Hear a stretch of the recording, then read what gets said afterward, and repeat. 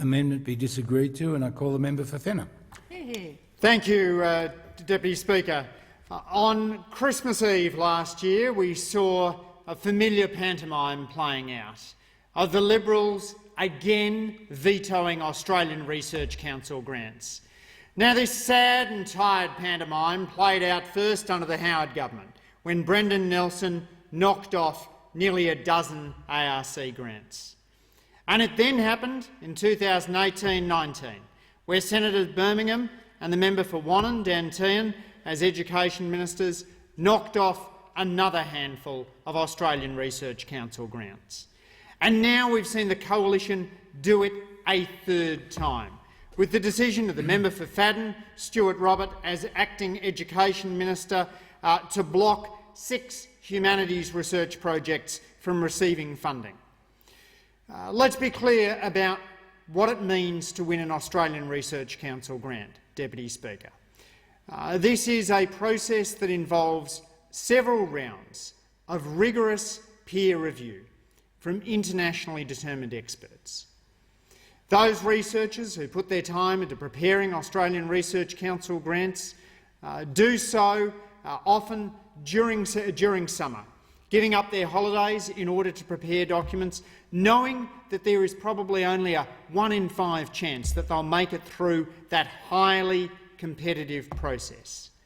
I'm aware of this. As a former professor at the Australian National University, I was fortunate to win 3 Australian Research Council grants and to serve as a reviewer for Australian Research Council grants. Now, these are referred to as grants, but make no mistake, this isn't like the minister stepping in through some dodgy, colour-coded spreadsheet process. This isn't like the minister stepping in after a public servant has spent a few hours or even a few days looking at which grants might be supported. This is a highly rigorous academic selection process in which it is utterly bizarre to have the minister stepping up and knocking off grants.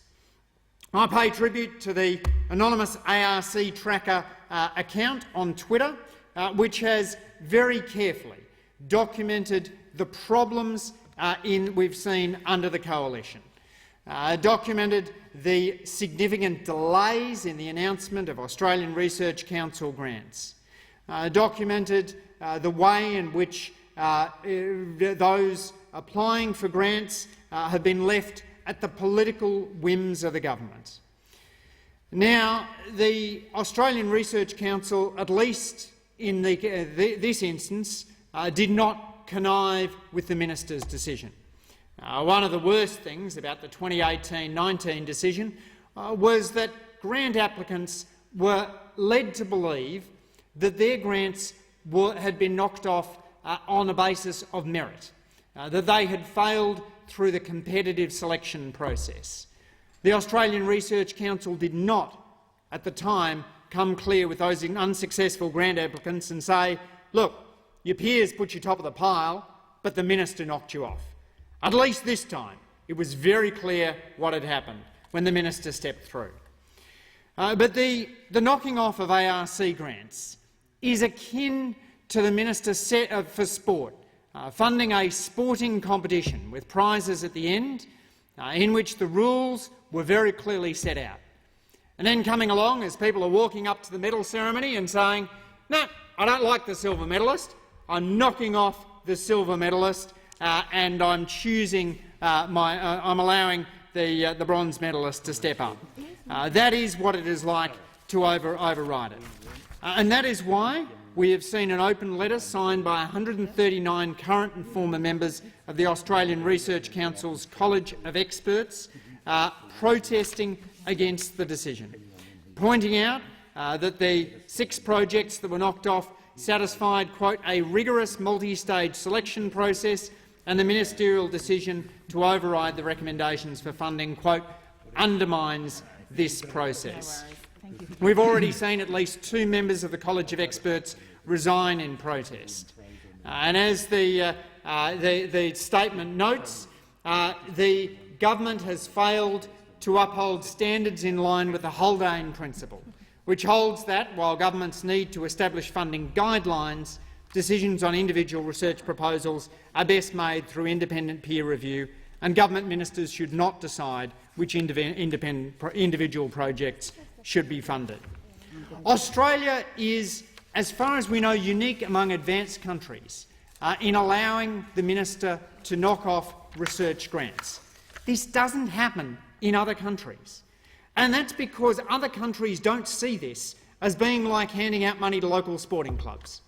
They see this as having a rigour and an independence that means that ministers should not step in and override the process. The Morrison government claims it wants to protect academic freedoms. In fact, it commissioned a 2019 review of freedom of expression and intellectual inquiry into higher education. Minister Robert's decision to veto ARC grants is a clear breach of the core principle of academic freedom. The veto of those grants is extraordinary. And what did they knock off? Well, they knocked off research projects exploring modern-day China. They knocked off a project on Shakespeare, on which one of the key investigators was a head of the Australian Peak Shakespeare Research Society. So those who say that they're interested in the classics are knocking off Shakespeare grants. Those opposite who say that talk about the importance of understanding China are knocking off grants into China. And at a time in which we have massive discontent with democracy among young Australians, we have the minister knocking off a grant which is researching the school strikes for climate.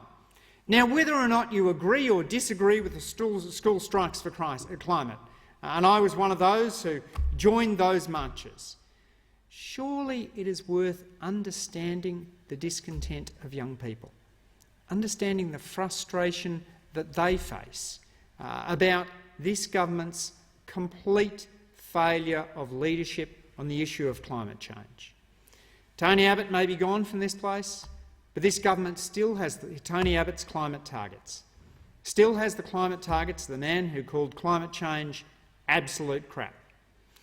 And so we have a grant which explores the school strikes for climate and would have shed light on young people's attitude and potentially had proposals for greater community engagement in the climate debate and to strengthening our democracy. And if there's anything that all of us in this place should be united behind, it's strengthening our democracy. When there's young people up in the gallery up there, members on all sides, wave to them. We're pleased to see school groups in the chamber, and I can't wait for them to come back as the restrictions lift.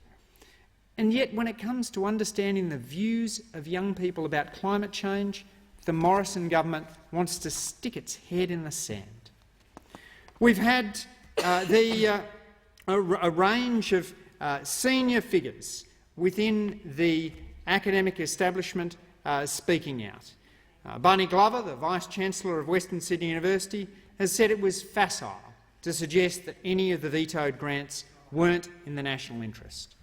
Nobel laureate Brian Schmidt, the Vice-Chancellor of the Australian National University, said that it was inappropriate to intervene to remove grants, quote, unless the grant rules were not followed. There's no suggestion in this case that there was a failure by the government, by the applicants to follow the grant rules. So the government is again simply knocking off grants in its own political interests. One of the grants had to do with religion, and we were here past 5 o'clock this morning debating the issue of freedom of religion. You'd think the government would want to better understand issues surrounding religion, but no, it's knocked off a religion grant and done so at a time at which these issues are of significant importance.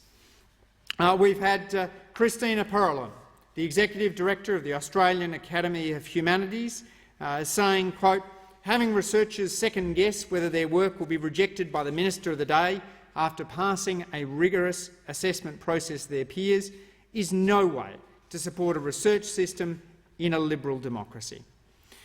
The anonymous ARC tracker account said, quote, "It undermines, insults and wastes the precious time and thorough considerations of 200-strong College of Experts assembled by an independent ARC."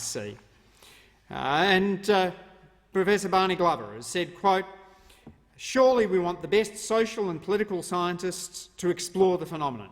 He's talking about climate activism.